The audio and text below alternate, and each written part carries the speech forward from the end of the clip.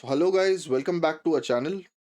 तो जैसे कि हम लोग ने लास्ट वीडियो में डिस्कस किया था, what are the things one must do so as to fetch ranks below 1500 in JEE Mains and advanced.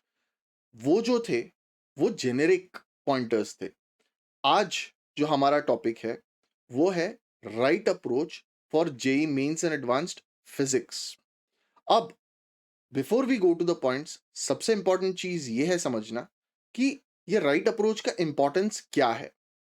देखिए, अगर आपका अप्रोच राइट है, that would ensure that your direction is right, जिससे आप minimum efforts देके आप मैक्सिमम मार्क्स ला पाओगे।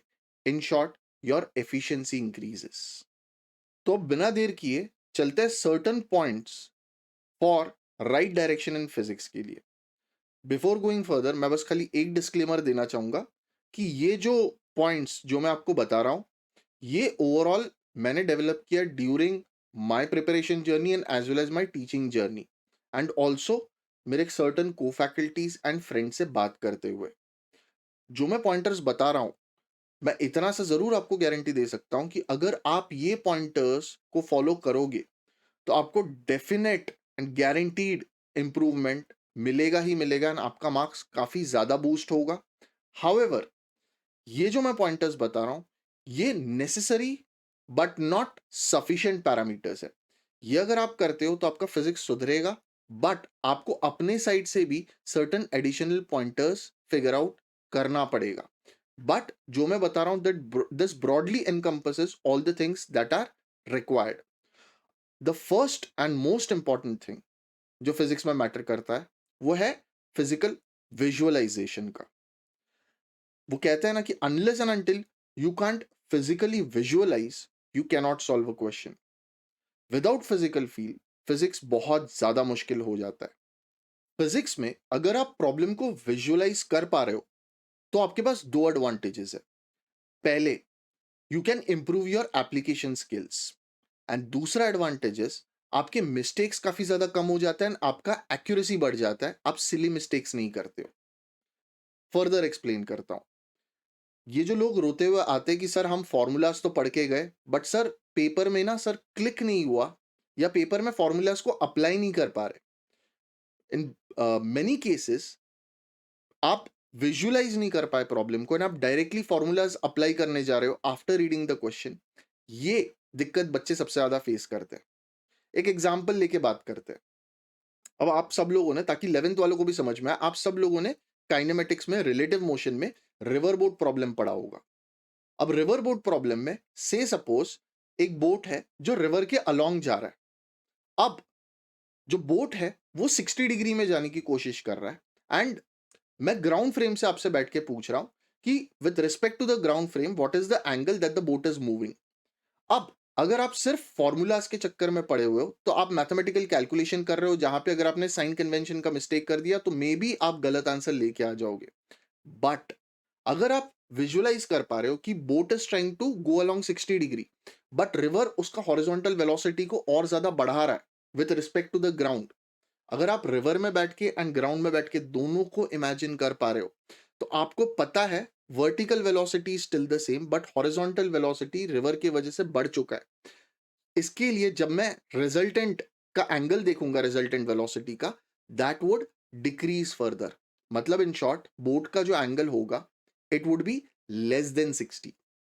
इसलिए अगर आप जब ऑप्शंस देखोगे, अगर आपको कोई भी ऑप्शन दिखता है विच इज ग्रेटर देन 60, या आपने गलती से भी कोई ऐसे कैलकुलेशन मिस्टेक कर लिया जहां पे आपको एंगल ग्रेटर देन 60 मिल रहा है, तो you can obviously correct the thing, because आपको फिजिकल विजुअलाइजेशन है कि the angle must be lesser than 60। और अगर आप रिवर के ऑपोजिट जा रहे हो तो हॉरिजॉन्टल वेलोसिटी कम हो गया, तो आपको बाय डिफॉल्ट पता है कि मुझे जो आंसर मिलेगा वो 60 से ज्यादा मिलेगा। अब ये जो मैंने बताया, ये आप ऑप्शन एलिमिनेशन में भी यूज कर सकते हो। Also, apart from cross verification, आप यही सेम फिजिकल फील मिस्टेक्स को अवॉइड करने के लिए भी यूज कर सकते हो। जैसे कि आपने फ्रिक्शन का साइन कन्वेंशन देख लिया, वर्क डन बाय फ्रिक्शन या work done by spring forces, या सबसे ज्यादा जो लोग मिस्टेक्स करते हैं इन चैप्टर्स लाइक रे ऑप्टिक्स, जहां पे सबसे ज्यादा लोग मिस्टेक्स करते हैं फॉर्मूलाज को अप्लाई करते वक्त, इन साइन कन्वेंशंस। अगर आपको रे ऑप्टिक्स का फिजिकल फील है कि इमेज लगभग यहाँ पे बनेगा, तो आप वो पॉजिटिव और नेगेटिव साइंस में कभी कंफ्यूज नहीं होगे और आपका एक्यूरेसी काफी ज्यादा बढ़ जाएगा। तो जैसे कि मैंने कहा, फिजिकल विजुअलाइजेशन से आपका नॉट जस्ट एप्लीकेशन स्किल्स बढ़ेगा, बट ऑल्सो आपका एक्यूरेसी भी बढ़ेगा। अब दूसरा important pointer after visualization is streamlining the thought process using skeletal framework. It is basically how you approach the problem. Biggest issue with जिनका physics अच्छा नहीं है from what we have seen is वो question पढ़ते ही ये सोचते हैं कि कौन सा फॉर्मूला अप्लाई करना है। मैं अक्सर अपने बच्चों से कहता हूं कि बच्चे तो 10वीं से निकल जाते हैं, पर 10वीं बच्चों से नहीं निकलता काफी टाइम तक। 10th तक आपको सिर्फ फॉर्मूला बेस्ड सम्स आते थे, बट जेई काफी ज्यादा अलग है। The right thought process is that जैसे ही आपने प्रॉब्लम्स को विजुअलाइज कर लिया, उसके बाद आप एक स्केलेटल फ्रेमवर्क डेवलप करते हो टू सॉल्व द प्रॉब्लम। एक एग्जांपल के तौर पे एचसी वर्मा का एक प्रॉब्लम है in centre of mass and collisions के चैप्टर में, where in there is a tree log और यहाँ पे एक बुलेट आके ट्री लॉग को हिट कर रहा है और वो ये पूछ रहा है कि ये जो लॉग है ये कितना हाइट तक रेज होगा। ऐसे क्वेश्चंस को चालू करने के पहले आप अपना स्केलेटल फ्रेमवर्क डिसाइड करते हो, जहां पे आप स्टेप्स फिगर आउट करते हो कि the first step is bullet hitting the block, जिसमें जो ब्लॉक एंड जो लॉग एंड बुलेट का जो फाइनल वेलोसिटी है वो मैं कंजर्वेशन ऑफ लीनियर मोमेंटम से कैलकुलेट करके निकाल सकता हूं। And then the second step कि वो कितना हाइट चढ़ेगा, that would depend on conservation of mechanical energy. The moment I have figured out कि फर्स्ट स्टेप में मुझे COLM लगाना है एंड सेकेंड स्टेप में मुझे कंजर्वेशन ऑफ मैकेनिकल एनर्जी लगाना है, तो ये प्रॉब्लम को एनालाइज करना, ब्रेकअप करना काफी ज्यादा आसान हो चुका है। याद रखना, winners win the battle first and then they go to war, losers go to the battle and then hope to win. Similarly physics में टॉपर्स पेन चलाने के पहले ही पूरा स्केलेटल फ्रेमवर्क बना लेते हैं क्वेश्चन को पढ़ने के बाद, एंड देन वो पेन सिर्फ और सिर्फ फॉर्मूला लिखने के लिए एंड कैलकुलेशंस के लिए उठाते हैं। सो डिसाइड द फ्रेमवर्क कि गिवन चीज यानी कि ए से बी मिलेगा, बी से सी निकालूंगा और सी से फाइनली जो क्वांटिटी मुझसे पूछा गया है डी, वो निकलेगा। जब आप ये सीक्वेंस रेडी कर लेते हो, तो फिर ए से बी जाने का जो फॉर्मूला है वो आपको इजीली क्लिक हो जाएगा। बी से सी जाने के लिए जो चीज रिक्वायर्ड है उसका फॉर्मूला भी आपको क्लिक हो जाएगा, एंड सो ऑन। अक्सर आप लोगों ने नोटिस किया होगा कि जेई एडवांस्ड में one way to make the problems difficult is examiners multiple concepts from multiple chapters use करता है so as to test maximum concepts in minimum limited number of questions. जिसको स्केलेटल फ्रेमवर्क का sequence बनाना अच्छे से आता है, उसके लिए फिजिक्स जनरली काफी ज्यादा आसान हो जाता है, because he can break down and segregate the concepts into parts and then he can gradually apply the needed formulas.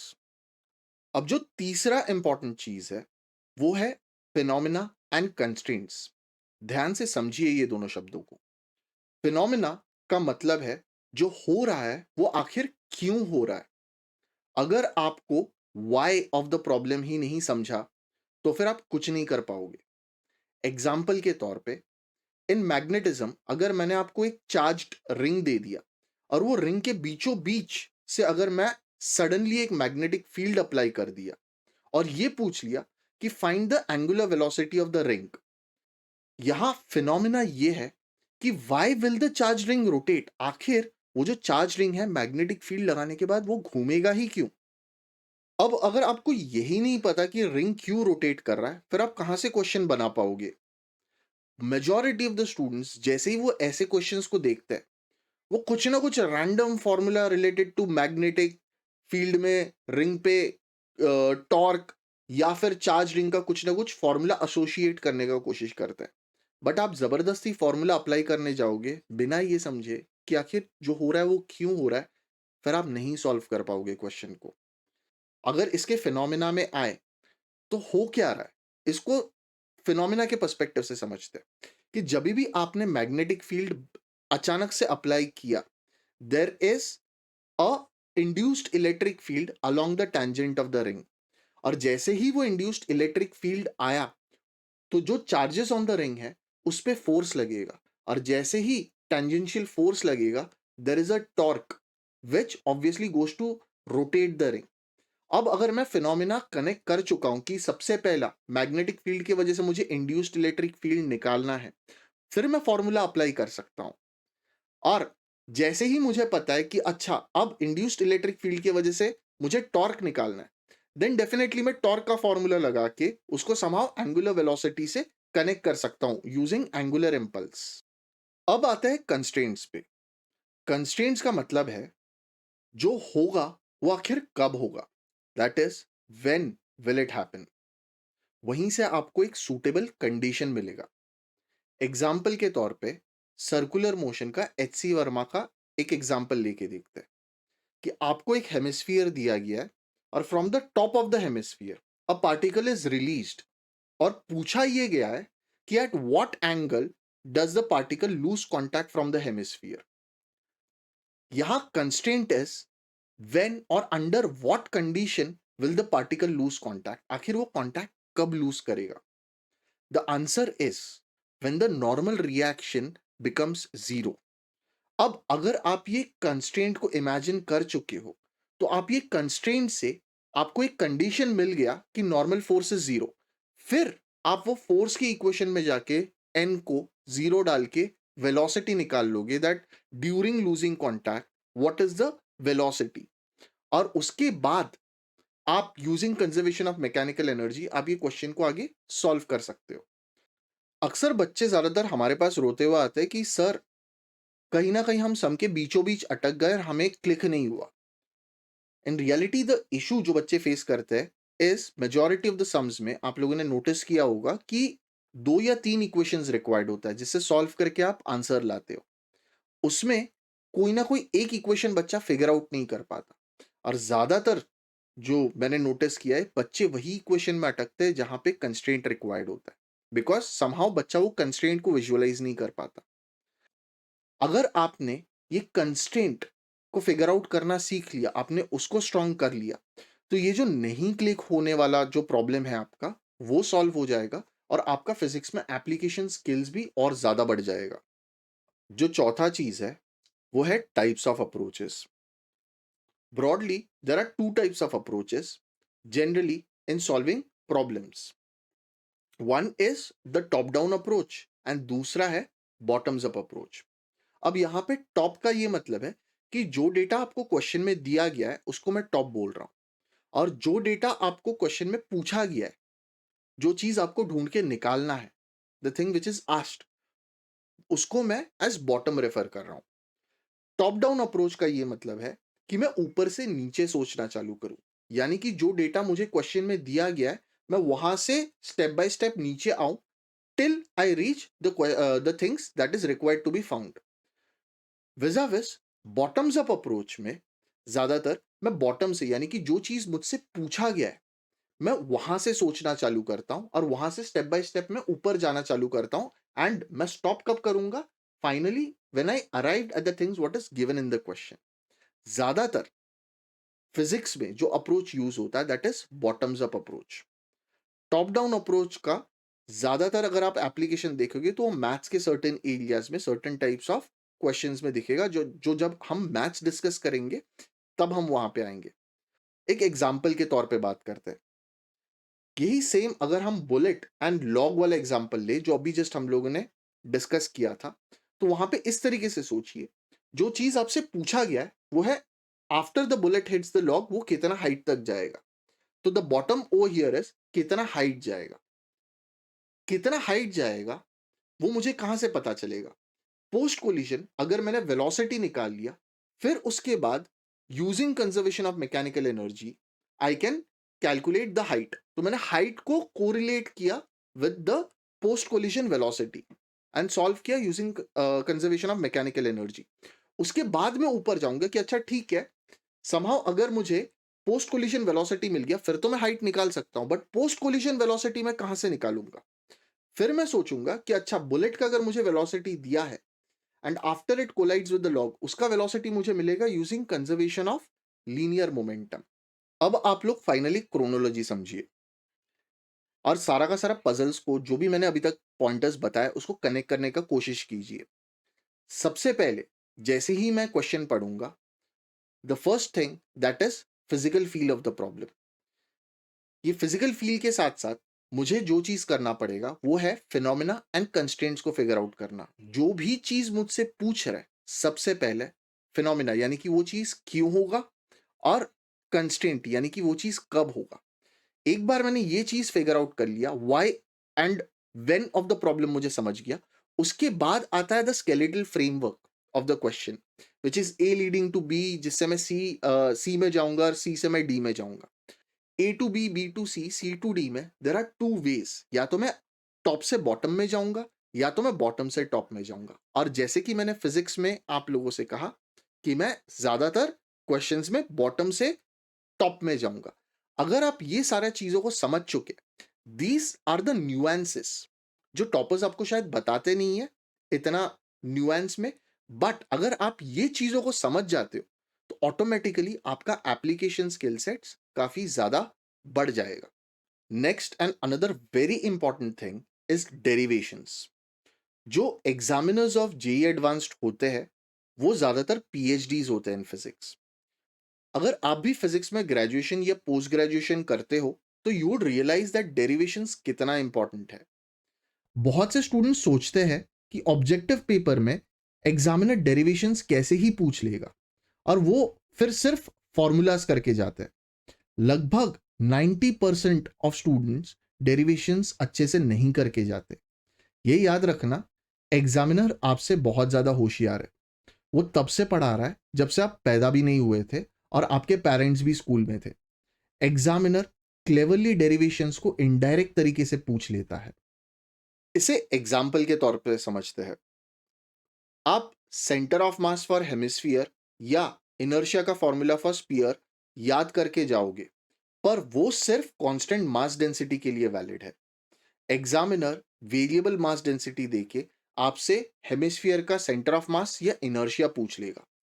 अगर आपको डेरिवेशंस नहीं आता तो फिर ये क्वेश्चन आपसे पक्का नहीं बनेगा। Derivation is important in physics because it determines the applicability of the formula. That is, formula कब valid है और कब नहीं है। जैसे कि इंश्योरेंस पॉलिसीज लेते वक्त नीचे टर्म्स एंड कंडीशंस लिखा होता है, वैसे ही डेरिवेशंस करते वक्त आपको टर्म्स एंड कंडीशंस समझ में आता है। एग्जाम्पल, जिसको 3 गैलीलियन इक्वेशंस डिराइव करना आता है वो समझता है कि these Galilean equations are only valid for constant acceleration. Also, उसी बच्चे को अगर मैंने वेरिएबल एक्सेलरेशन वाला सम भी दे दिया तो फिर भी सिंस उसको डिराइव करना आता है तो उसी तरीके से वो इंटीग्रेट करके बेसिक से सॉल्व करके सम बना के वेलोसिटी एंड डिस्प्लेसमेंट कैलकुलेट कर सकता है। बट जो सिर्फ फॉर्मूला रट के गया है वो वेरिएबल एक्सेलरेशन वाले सम्स नहीं कर पाएगा। Lastly, sixth method is elemental methods. Elemental methods का मतलब कि अगर मैंने आपको डिस्क दिया है तो आपको रिंग एज एलिमेंट्स लेना है। अगर मैंने आपको स्पीयर दिया तो आप शेल या डिस्क को एज एलिमेंट्स ले सकते हो। बाकी तो आप लोगों ने एलिमेंटल मेथड्स पढ़ा होगा। इसका बहुत सारे चैप्टर्स में यूज आता है, like centre of mass, rigid body, gravitation, electrostatics, magnetism etcetera. दिक्कत ये होता है कि 11th में बच्चों को इंटीग्रेशन अच्छे से नहीं आता, इसलिए उनको एलिमेंट्स लेना अच्छे से नहीं आता। और जब तक बच्चे 12th के लेटर हाफ में मैथ्स में इंटीग्रेशन सीखते हैं तब तक फिजिक्स के सारे इंपॉर्टेंट चैप्टर्स नियरली हो चुके होते हैं जहां एलिमेंटल मेथड्स आर यूजफुल। और एंड में जाके सारे चैप्टर्स में एलिमेंटल मेथड्स के सम्स को प्रैक्टिस करने का टाइम बच्चों के पास अक्सर नहीं होता। इसलिए मैं सिर्फ इतना सा बताना चाहूंगा कि इंटीग्रेशन एंड डिफरेंशिएशन है, खास करके फिजिक्स में एलिमेंटल मेथड्स को सीखना from the beginning is very very important. ज्यादातर बच्चे जिनके फिजिक्स में एक डिसेंट मार्क्स आते हैं उनके और जो टॉपर्स होते हैं उनमें बहुत ज्यादातर केसेस में एक जो फासला होता है वो है एलिमेंटल सम्स का।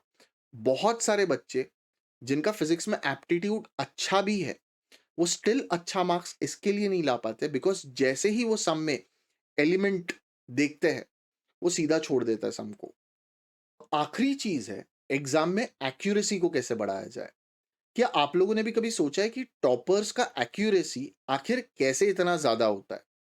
मैं अगर मेरा ही केस लेके बताऊं तो मेरा भी पहले एक्यूरेसी बहुत अच्छा नहीं था।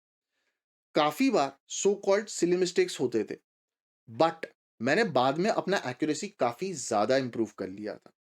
अब आता है कि कैसे किया। इसमें सबसे पहले मैंने वेरिएबल के टर्म्स में सम्स को सॉल्व करना चालू किया और फाइनल स्टेप में जाके मैं वैल्यू सब्सटीट्यूट करता था। अगर आपने पहले ही नंबर सब्सटीट्यूट कर दिए तो कैलकुलेशन मिस्टेक के चांसेस काफी ज्यादा बढ़ जाते हैं, और हो सकता है कि आप जब नेक्स्ट स्टेप में जाए तो आप कोई ना कोई एक नंबर लिखना भूल जाए। जैसे कि कहीं ना कहीं अगर बहुत सारे नंबर्स है तो हो सकता है 2 का फैक्टर आप नेक्स्ट स्टेप में कैरी फॉरवर्ड ना करें, जिसके कारण या तो आपका आंसर टैली नहीं करेगा विद ऑप्शंस, या तो आप कभी कभार गलत ऑप्शंस भी मार्क करके आ जाते हो। सेकेंड स्टेप जो मैं करता था कि मैं वेरिएबल के टर्म्स में तो सॉल्व कर ही रहा हूं, अब अगर मान लीजिए जो भी क्वांटिटी मुझसे पूछा है, मैं उसका डायमेंशनल वैलिडेशन भी कर लेता था डायमेंशनल एनालिसिस से। जैसे कि अगर मुझसे फोर्स पूछा गया तो जो भी मुझे क्वांटिटी मिला है, मैं डायमेंशनली चेक कर लूंगा कि वो फोर्स का डायमेंशन को ओबे कर रहा है या नहीं। अगर मैंने कोई वेरिएबल के टर्म्स में आंसर लाया, मुझसे अगर फोर्स पूछा गया बट वो डायमेंशन फोर्स से नहीं मैच हो रहा, तो ऑटोमेटिकली मुझे पता है कि मैंने कहीं ना कहीं स्टेप्स में गलतियां की है। इसके कारण मेरे majority of the so called silly mistakes मैं अवॉइड कर पाता था। और तीसरा, कुछ केसेस में कभी कभार मैं फिजिबिलिटी एनालिसिस भी लगाता था। फिजिक्स में ज्यादातर जो भी सम्स आपसे पूछे जाते हैं वो ज्यादातर रियलिस्टिक केसेस के होते हैं। एग्जाम्पल के तौर पे अगर आपको कार्नोट साइकिल का एफिशिएंसी पूछा जा रहा है, तो कोई भी इंजन का एफिशिएंसी जनरली 20 30 40% से ज्यादा नहीं होता। अब अगर आपने कोई कैलकुलेशन मिस्टेक कर दिया और अगर आपको 80% 90% एफिशिएंसी मिल रहा है, इसका यह मतलब है कि आपने कुछ ना कुछ कैलकुलेशन मिस्टेक्स किया है। अगर आपको फिजिबिलिटी का आइडिया कि आंसर इस रेंज में आना चाहिए, इस अगर मुझे जो आंसर मिल रहा है अगर वो उससे बहुत ज्यादा या बहुत कम आ रहा है, तो आप अपने आंसर को वापस से क्रॉस चेक कर सकते हो। This is how you improve the accuracy and avoid so called silly mistakes. हमने जितने भी पॉइंटर्स डिस्कस किए वो सारा का सारा जेनेरिक ज्ञान है। जरूरी नहीं है कि अगर आप भी फिजिक्स या फिर केमिस्ट्री और मैथ्स में अगर आप कोई भी इश्यूज फेस कर रहे हो तो ये वीडियो सुन के आपका प्रॉब्लम सॉल्व हो जाएगा। बिकॉज हो सकता है कि जो प्रॉब्लम आप फेस कर रहे हो वो सर्टन स्पेसिफिक प्रॉब्लम हो। यही स्पेसिफिक प्रॉब्लम को सॉल्व करने के लिए, स्पेसिफिक सजेशंस देने के लिए हम आपके लिए लेके आए हैं JEE mentorship program. JEE mentorship program में हम आपको पर्सनली कनेक्ट करेंगे विथ आईआईटियंस जो ऑलरेडी आपके प्रेप के प्रोसेस से गुजर चुके हैं और जिनके साथ आप फ्रीली कोई भी प्रॉब्लम्स को डिस्कस कर सकते हो।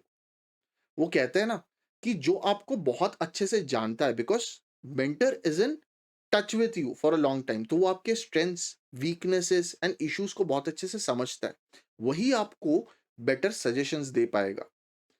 एग्जाम्पल के तौर पे, अगर आपका एक फैमिली डॉक्टर है जो बहुत सालों से आपका मेडिकल हिस्ट्री से परिचित है, तो automatically compare to even the best doctor in town जो शायद आपके मेडिकल हिस्ट्री को नहीं जानता, वो आपको बेटर एडवाइस कर सकता है because he is very well aware of your nuances.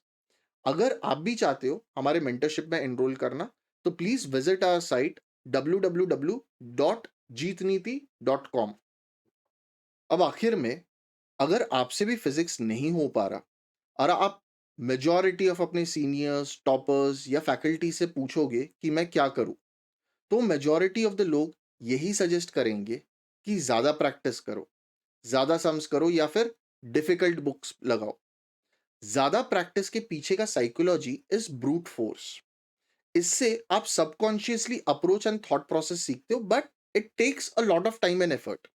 But अगर आप कॉन्शियसली राइट अप्रोच से सीखते हो तो it takes less time and less efforts. इसलिए आपने नोटिस किया होगा कि कुछ टॉपर्स कम पढ़ के भी ज्यादा मार्क्स लेके आते हैं।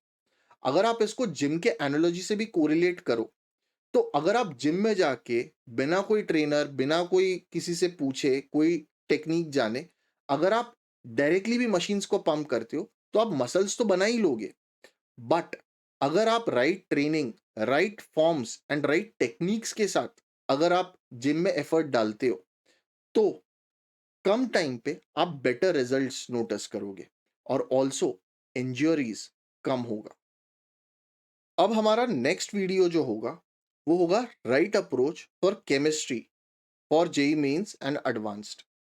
ऑल्सो एक रिक्वेस्ट है आप लोगों से कि चैनल को सब्सक्राइब और वीडियो को लाइक ज़रूर कर दीजिए और अपने दोस्त लोगों के साथ शेयर कीजिए ताकि हमारा भी मोटिवेशन बढ़े और हम आपके लिए ऐसे वीडियोस और ज़्यादा लाते रहे।